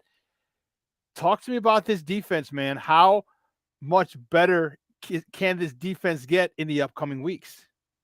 Now, see, that's where, again, you have to give Flus his credit. But I think we'd be remiss if we did not put a big old red circle around that big old number, big potluck, number 97. He has set the tone on the interior of that defense and has created opportunities for other guys to shine. Now you piled on a little bit by getting Unique, and then you brought in Montez Sweat, who's absolutely may not show up in a box stat, the amount of sacks, but he is getting after quarterbacks, and he is making his presence known out there. 8 pressures last week, 8 pressures. But that big number 97, I think, was the steal of the offseason as far as defensive linemen go at the minimum. Yeah, he is. And I was making fun with Samuel, and I was like, Samuel, I keep looking at Andrew Billings, and he just puts me in the mind of something. I just couldn't figure it out. And what's unique about him is he's that big. He's as big as he is. He's wide. Yes, and he's bow-legged. Yes. Like, I've had to tangle with a few bow-legged guys before in my life. And that's the hardest thing in the world to do is get them off their feet, move them around because they have such good base. To be that big and to be bow-legged on top of it, it's like looking at a sumo wrestler. It's like, good luck trying to get that dude out of a space. And so his back is like this big, dude. Right. I coached a kid like that, and it seems like Billings got that country strength. You got the country boys who are just strong as an ox. It seems like he's got that country, that country boy strength, because he is almost impossible to move. You might as well nickname him the collapser because he just collapses the pocket from the inside, and he takes on 2 blocks like it's nothing on a regular basis. The guy was squatting 600 pounds in high school, man. And you can look at him. That's the most I ever squatted ever. But damn. Right. Cool. I mean, that's grown men stuff, man. Like, what are you doing, man? He got no business being that strong, man. What the hell is wrong with you? But, man, I think it all starts with number 97. Him being there is the biggest difference, has made the biggest difference in when you look at the totality of the defense, them being able to provide. And another thing, Shawn, he's been in situations where at one tech, and I watched it on tape enough to know I'm qualified to tell you this. He was never really asked to really penetrate and get upfield and back up the line of scrimmage and change the down and distance. No, he was asked to really absorb double teams and kind of play two gap. And so they asked him to change his body. He did that.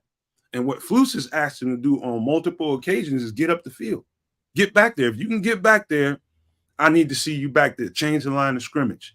And that's something that we're finding out now that he's very capable of doing.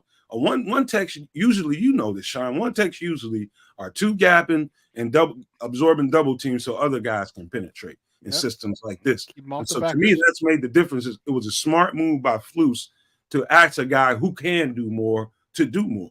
And so to me, it all starts and stops with number 97. Yeah, I agree with you. And because I think so, let's talk about that. Because it starts with him, because you just signed Montez Sweat, because he's got 8 pressures. All right.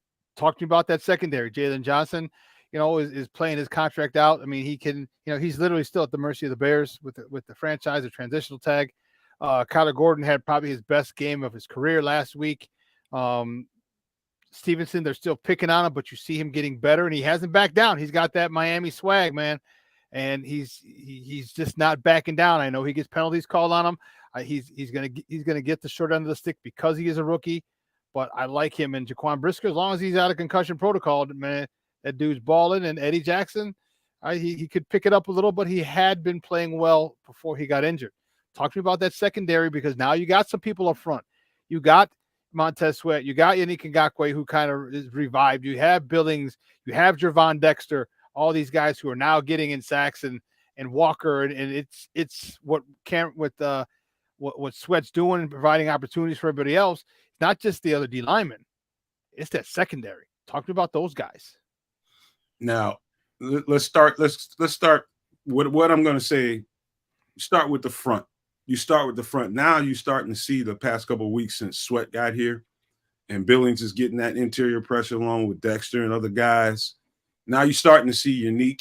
Now you're starting to see Montez Sweat really create a lot of pressures and really make that ball, speeding up the play call. The clock. And now I was watching that Carolina game, and I started noticing slowly but surely the defensive backs are starting to creep on some of these routes, and they're not, because they're not having to cover as long. Yep. And that's being a DB, I can tell you guys 100%. The worst thing in the world is not having a pass rush and you having to cover for 5, 6, 7 seconds.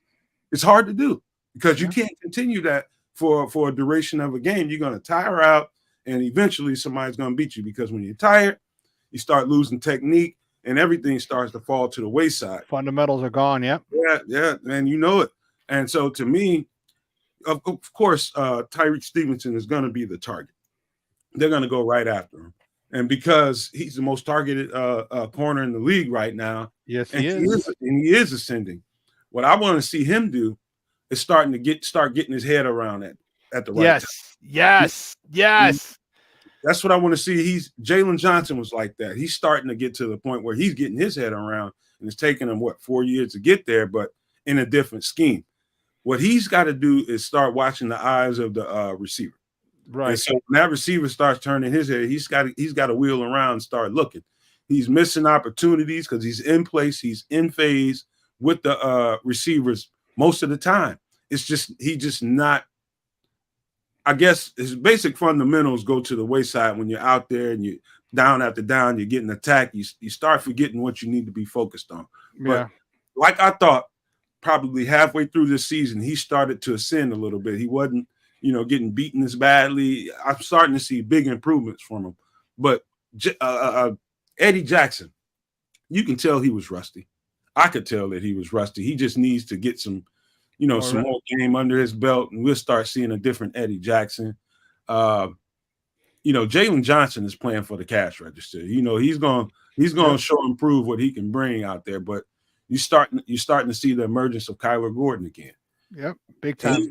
And he's going to have a hell of a task on his hand with Jamison Williams and Amon-Ra St. Brown, because they're going to line those two guys up in the slot often. Also, Gibbs, they do a lot with Gibbs. They'll line him up in the slot. So I think we have on paper, I feel like we have the pieces to go out there and be really competitive against this team. And if we can keep it close, if we can keep them from taking off on us early in the game, I think we can get in position with Justin at the helm to squeak this game out. So I think we have the matchup on paper looks good to me. In fact, with the way we're stopping the run, I think we can we should be able to turn the Lions into a one-dimensional team and let the DBs kind of shine, because you can provide pressure and you can get to the quarterback now, and so the DBs don't have to cover as long. So I like that matchup. Talk to me. You set me up perfectly. And guys, we're joined by Nomad from the Nomad Network, talking Bears football here on Shawn and Maya in the morning on Sports Zone Chicago. You set it up perfectly. David Montgomery, had 100 plus yards last week, 75-yard touchdown run. If you follow social media, on the Lions page, he said he's really excited to play the Bears for obvious reasons. Talk to me about how that plays out with this improved run game. Something's got to give. Does he get 100 yards, or does he get like 60, 80 yards, but on like a 2.5 average? I mean, how do you see this this battle of the line of scrimmage with Dave Montgomery and the Detroit Lions run game versus our number 2 ranked run defense? To me, it all depends on how Flus calls the game, how he sequences the game. Does he because what Detroit does isn't complicated whatsoever. It's a very simplistic game plan, but it's a very efficient game plan. They run the ball as much as possible, as much as you will allow them to, and Goff will pull that thing out of the stomach of the running back and try to take some shots down the field. It's not very complicated, but what they do is Detroit has invested heavily in their offensive line. It's one of the top offensive lines in football, right up there with Philly and maybe another team or two I can think of, but they are really good up front, and I think we're really good up front. I don't know who's playing at linebacker for us, whether it be Edmonds or Sanborn. Huh. I don't know if Edmonds is healthy right now, but I feel good about either one of those guys against the run. But more, I feel better about Sanborn against the run as of late. Those two Wisconsin linebackers are feeding no joke. They are feeding off of each other out there, man, especially in the run. Sanborn's always going to worry me in the pass game because he's not as versatile as Edmonds, and that's why Edmonds makes the most money. But whoever plays back there, but if it's Sanborn, David Montgomery is going to have his hands full, Jack. I can tell you that right now. I really love Sanborn. I love the fact that, you often find athletes who are deficient in one area, especially for example, if you're not as athletic, you don't run as fast or jump as high, you have to compensate. You have to overcome that. How do you do that? Well, I apologize for everybody if you hear the leaf blower outside my window, but and this happens every week. But you study tape. You study tape, so you become very proficient in down, distance, formation, and what they run out of the formation. You're able to diagnose plays quickly, and once you diagnose a play, he's shot out of a cannon. There's no wasted steps. There's no false steps, no bouncing in place. He doesn't bounce in place. He sees it, he reads it, and he's gone, which is what I love about him. Now, if he was only more athletic, that'd be perfect. But you know what? He's not. So he does the best, and God bless it. How many times have we seen him shoot in? He understands and studies and breaks plays down, diagnoses them so quickly. You think he's blitzing. You think he's blitzing all the time, and he's not. He just understands. He sees what it is. He sees the play, and he goes to make the play. He's not blitzing.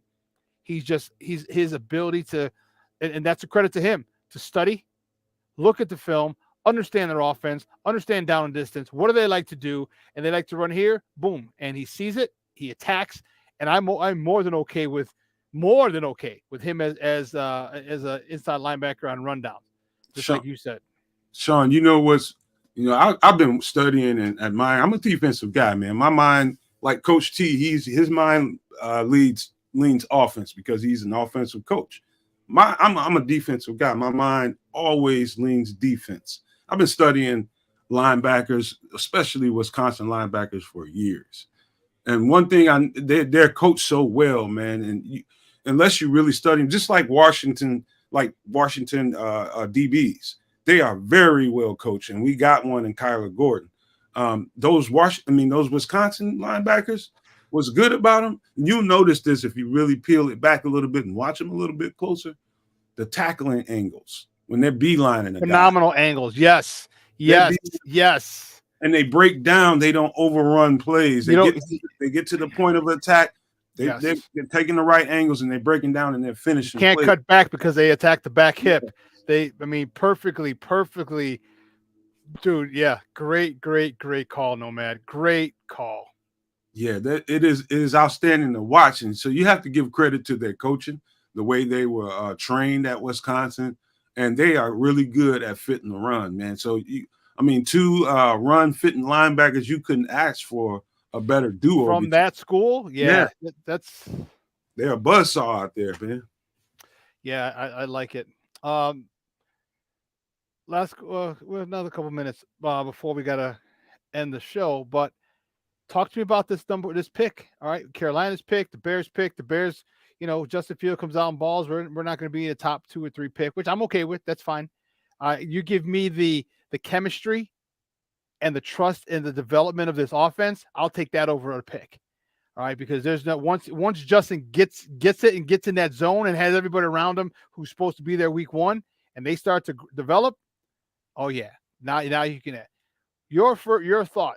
If I'll give you a couple scenarios. First scenario: Bears get the number 1 pick. What do you do? Okay, so I don't know if you got a chance to watch this.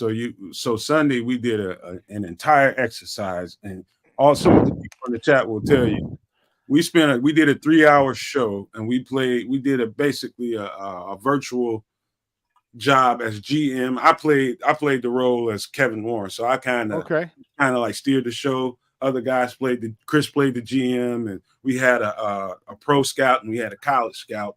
And we went through the whole process, and it was trades, it was signing people and not signing people, salary cap management, drafting, the whole 9 yards. Everything No way had to do it was great. Fans loved it, but what to me, and I always say this to people: a draft pick is a projection. A draft pick is a projection, and people like to play. People play a little bit too much franchise mode on Madden, and they think too much fantasy football, and they think that they're just looking at this. Oh, we got these great Christmas presents. No, dude, you got to build this team in the proper way. It doesn't, because you have the number 1 pick. If you have the number 1 pick or the number 2 pick, does not necessarily mean that you ought to take a quarterback and then set your franchise behind again for 3-4 more years and starting all over. That's not fun. You think you want that until you see what it looks like, and then you're pissed off now that you let Justin Fields go and you didn't build in the trenches and give him the kind of team that he needs.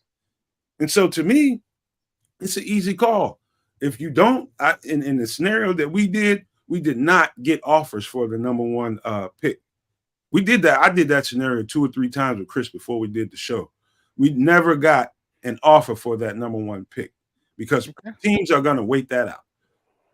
We got offers for the number 2 pick, I think it was, and that's when people start coming calling. So we were forced to take that number 1 pick, and what we did was we looked at it in terms of which one of these guys you are certain that you feel the most certain will wear a yellow jacket at the end of his career, and it will unanimous across the board. Take Marvin Harrison. Okay, and then start looking to move that next pick and do something with that. So that's the way we went.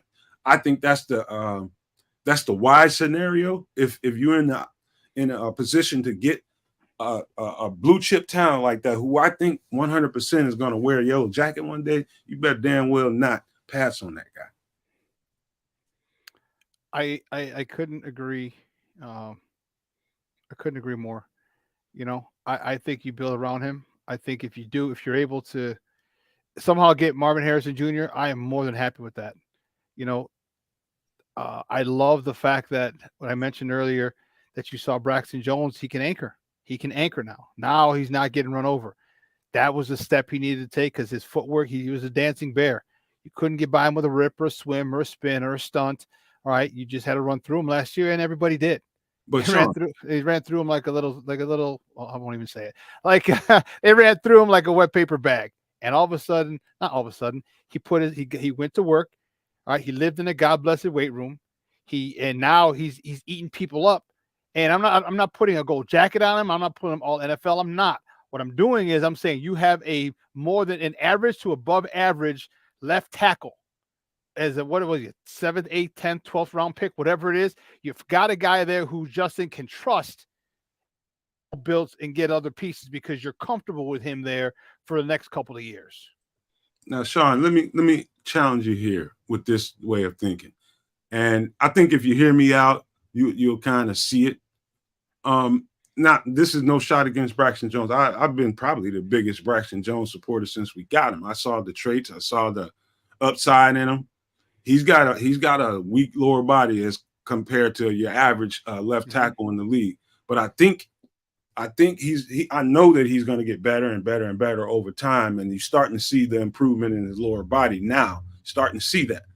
However, I think because you have a guy that you project to be that can be a starting left tackle, can be a franchise left tackle, doesn't mean you shouldn't draft another left tackle, because the really good teams, like I tell you right now, the Eagles for about 2-3 years in a row had 2 starting left tackles. The backup left tackle is now the starting left tackle for the Tennessee Titans. And so to me, because if you ever want to get your team in a position where you're dominant in the trenches, you need to get rich there. So you should be in a position where you have, one too many pieces that you need, and now you have trade value. You got all that stuff, and I think they definitely, if they see a blue chip offensive lineman, even if it's on the left side, I think you need to get that kid anyways. And if you still have Braxton Jones, and if Braxton Jones ends up being a swing tackle, are you mad about that? I'm not. No. Now you're getting a little bit rich if you got Braxton Jones playing your swing tackle. No, I follow it, bro. I see it. Because you and I both know, and most people know, the NFL stands for not for long. All right, and you are literally one play away. All right, one play away from being lost for 2 to 4 weeks, 4 to 6 weeks, a season, a career. Okay, and you have to. And the NFL doesn't stop for anybody. All right, it don't stop for anybody. So you need people to plug and play, and the better your backups are, the more seamless your offense will run, or just any position really. But if we're talking offense now, the more seamless that offense will go, because you have a guy who's just as talented, or maybe a tick less talented, but you're still going to get similar results because that dude is a baller, probably a starter somewhere else if he was on another team. So yeah, don't get me wrong, I agree. And me being a former running back, hell yeah, I get some.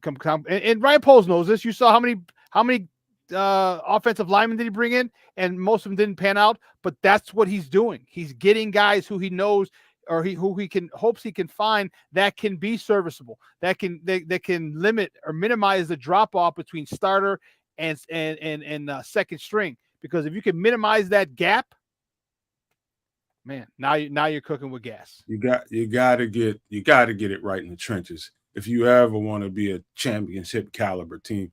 You have the teams that get the wins, get the Super Bowl rings, they get it right in the trenches. And you damn well better make sure that you get a little bit rich there. I mean, I still look at the Eagles as the epitome of that, and what they had. And I mean, they had their backups end up being starters on other people's teams. Mm-hmm. That's just drafting and being wise and making sure you have dominant pieces in the trenches. That's how you get championships. They say it's a passing league. I don't buy that, man. I think it's a trenches league. And if you want to get a Super Bowl, you get rich in that department. And there's no other way around it. You got to get rich there. And sometimes it takes you several years to get there, but we're starting to develop some pieces, and we're starting to get to a point where we're feeling a little bit secure on the O-line and the D-line. Now you just get them some depth. Now you just back them up and get your rotation. You shouldn't feel like you have a drop off between your 1 and 2 role players. And so when we get to that point, we're moving. Last question before we let you go, Papa. We're coming up on the end of the show. Deontay Foreman, running back, is he your starting running back? And do you sign him long-term not long-term, but a 2 or 3 year deal after the season's over? That's one of the first things we did. I've been talking Deontay Foreman since we grabbed him. I knew what we had when we got the kid. Yep, I so did studied his tape at nauseum, man. I believe 100% you extend that guy.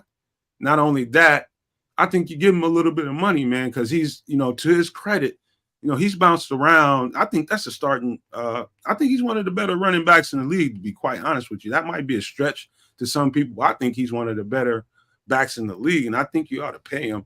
I think you definitely ought to extend him, and then make some decisions on what you want to do. You want to keep Herbert? You want to draft another guy? What do you want to do with Roshan? But I think he should be a staple in this offense. He's proven to me that he can tote the rock and carry the load.